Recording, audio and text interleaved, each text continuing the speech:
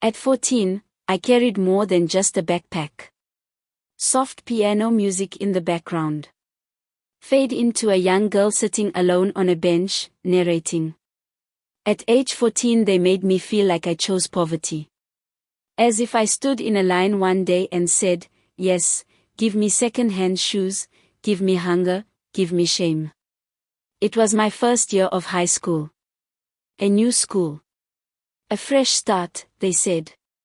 But how do you start fresh when you're already marked? They laughed at my shoes, second-hand, cracked, worn from someone else's journey.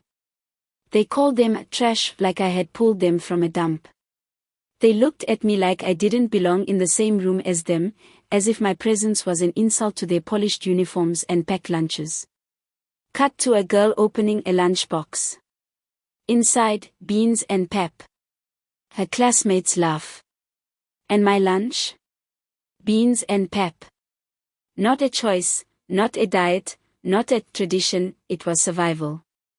But to them, it was comedy. I was the joke they shared around the table. Cut to a dimly lit bus stop. The girl stands alone. Cars pass. Night falls.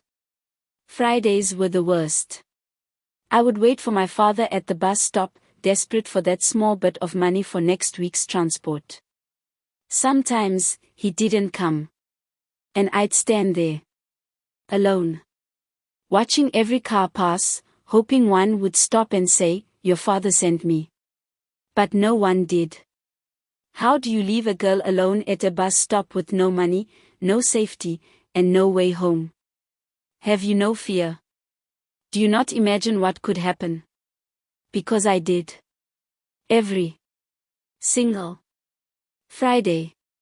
Close-up of the girl's eyes. Teary. Angry. Determined. But I didn't disappear. I didn't fall. I didn't quit. I walked through that laughter. Through that hunger. Through that silence on Friday nights. And I made it here. So no, I didn't choose poverty. But I chose not to let it define me. And that's what makes me powerful.